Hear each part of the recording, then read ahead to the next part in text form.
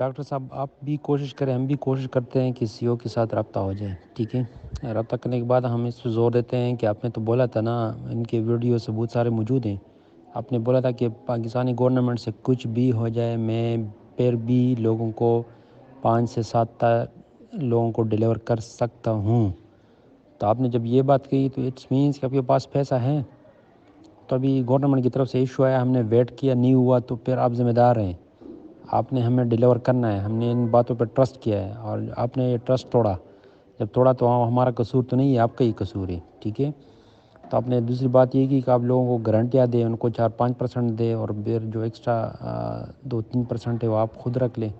تو ہم نے لوگوں کو گارنٹیاں دی ہیں، اب ان لوگوں کے ساتھ کیا کریں؟ کوئی ایف آئی آر کرتا ہے، کوئی مارنے کی دھمکیاں دیتا ہے، کوئی کیا کوئی کیا، تو اب ہم کیا کریں؟ تو اس وجہ سے ہم آپ سے ملنا چاہ رہے ہیں، ہمیں ابھی فارغ کر دیں ان چیزوں سے، ٹھیک ہے؟ ہمیں بہت پریشانیاں ہیں، آپ کو اتنا پریشانی نہیں ہے جتنا ہمیں ہے، ٹھیک ہے؟ آپ نے تو مال کمایا ہے، پیسہ ہے، ادھر انویسٹ کیا ہے، وہاں سے رینٹ آ رہا ہے، کہیں سے پروفٹ آ رہا ہے، کہیں سے ڈیل کروا کے بینک اکاؤنٹ سے پیسہ نکلوا رہے ہیں، آپ کو تو مل رہا ہے، پیسہ ہے آپ کے پاس، لیکن عوام کے لیے پیسہ نہیں ہے، غریب لوگوں کے لیے آپ کا پیسہ نہیں ہے۔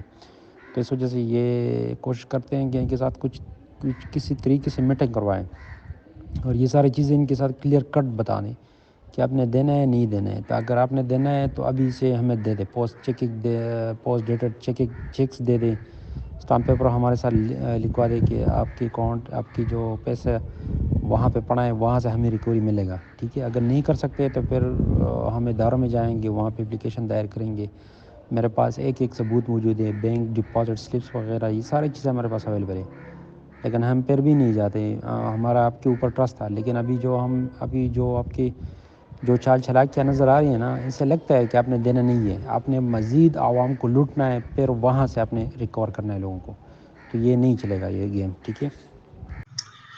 ڈاکٹر صاحب آپ کی جب وائس آتی ہے نا تو پیچھے بہت زیادہ شور ہوتا ہے، آپ کی بات صحیح سمجھ نہیں آتی۔ شاید آپ ہمیشہ ہی اس طرح کے کوئی سرکمسٹانسز میں رہتے ہیں۔ میری عرض یہ ہے کہ یہ بہت بڑا مافیا ہے، یہ گینگ ہے، اور یہ مختلف روپ دھار کے لوگوں کو لوٹتے ہیں۔ اب پہلے انہوں نے روپ دھارا کس کا؟ سیف الرحمان خان نیازی کا۔ اس کے بعد پھر سیکیوری نیکس کا ڈرامہ رچایا، تو اس میں پتہ چلا کہ ان کو کوئی خاص مفادات نہیں ہو رہے، کیونکہ انہوں نے لوگوں کو کہا تھا کہ اس میں 50 یا 100 ڈالو، لیکن لوگوں نے ڈالنے سے انکار کر دیا تھا۔ جب وہاں سے نیو بزنس ان کے مقاصد کے مطابق نہیں آیا کہ انہوں نے وہ ڈرامہ ختم کر دیا۔ اس کے بعد اب یہ ایک اور کمپنی مطلب اعلان جنہوں نے کی ہوئی ہے، اور اس کا نام بھی ہے دی لاسٹ ہوپ، پتہ نہیں کس طرح کی ہے۔ تو وہاں پہ بھی یہ وہی ڈرامے گیری کر رہے ہیں اور لوگوں کو پھنسانے کی کوشش کر رہے ہیں۔ اچھا، اس میں آپ قطعاً یہ ذہن میں نہ رکھیے گا کہ اس میں سیف الرحمان کا ہاتھ نہیں ہے، ہر معاملے میں سیف الرحمان کا ہاتھ ہے، اور سیف الرحمان ان کا گرو ہے۔ تو یہ گینگ ہے، یہ پورے پاکستان کو ایسے لوٹتا رہے گا۔ کوئی اس طرح کی موو چلائیں کہ پاکستان کے لوگ لوٹنے سے بچ جائیں۔ میں نے ایک میسج کیا تھا نا کہ نیٹ ورک مارکیٹنگ کے خلاف میں نے بات کی تھی، تو آپ نے بھی کچھ اس پہ اپنے الفاظ استعمال کیے تھے۔ میں واللہ باخدا، میں اس وقت بھی نوافل کے لیے مسئلہ بیٹھا، میں جھوٹ نہیں بول رہا ہوں۔ میں نیٹ ورک مارکیٹنگ کو کیوں میں نے ختم کر دیا؟ کیونکہ پاکستان میں یہ ہائی فراڈ، یہ لوگوں کو لوٹنے کا ایک طریقہ ہے۔ دیکھیں، جب آپ پاکستان میں کسی کو خدا نہ خواستہ کسی نیٹ ورک مارکیٹنگ کے نیٹ ورک کے ذریعے لوٹتے ہیں تو وہ بیچارہ کلیم ہی نہیں کر سکتا، کیونکہ یہاں قانون ہی نہیں ہے ہمارے ملک میں۔ تو یہی وجہ ہے کہ میں نے پھر 2 سجیشن دی تھی۔ میں کہا یار دیکھیں، اگر آپ کو بہت زیادہ ہی شوق ہے نا تو یا تو فزیکل کام میں کوئی پیسہ لگا دیں، فزیکل کام میں نہیں لگا سکتے آپ ٹریڈنگ شروع کر دیں، اپنی ٹریڈنگ کریں یار، اپنے حساب سے کمائیں، چاہے $10 ڈیلی بھی کما لے، $5 بھی ڈیلی کما لے، لیکن اپنے حساب سے کمائے نا۔ وہ چیز ہوتی ہے جو آپ کے اپنے کنٹرول میں رہتی ہے۔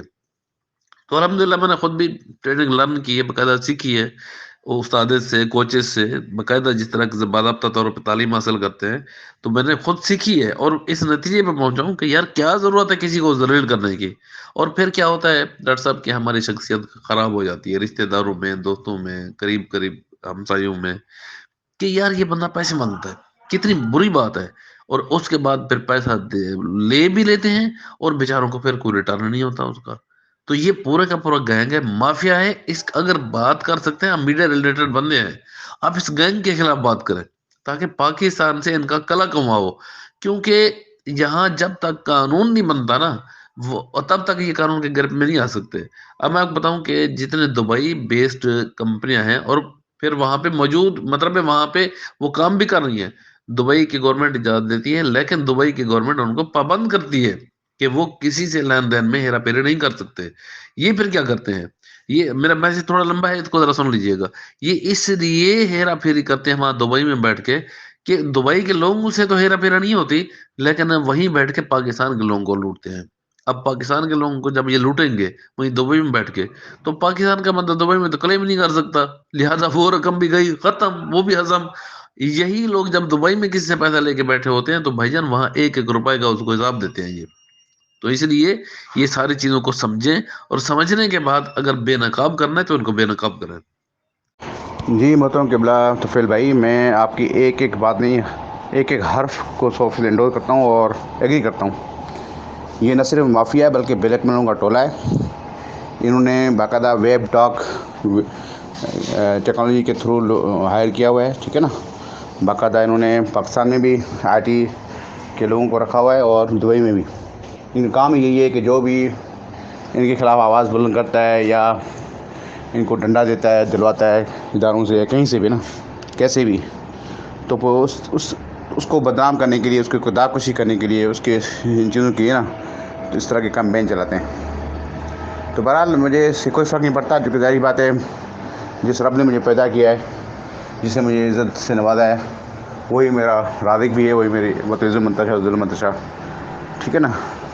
تو سیدھی بات یہ کہ انسان خطا کا پتلا ہے. تو یہ تو دیکھیں نا کہ یہ اس طرح کا جھوٹوں کا ٹولہ پلانٹڈ یہ آج کا تھوڑی ہے. یہ تو بھائی روزوال سے جب سے دنیا بنی ہے، جب سے آدم علیہ السلام تشکیل آئے ہیں. یاد دیکھا نا کہ کفار مکہ عبداللہ بن سبا نے کوئی کم پلاننگس کی تھی سرکار کے شخصیت، سرکار کے پورے اہل خانہ پر. اللہ اکبر. ہماری اماں طاہرہ عفیفہ، اللہ اکبر، گوشہ جگر سیدہ فاطمہ رضی اللہ عنہا پر کم ہوا. سیدہ عائشہ ہماری اماں عائشہ رضی اللہ پر کم لمحہ لگے.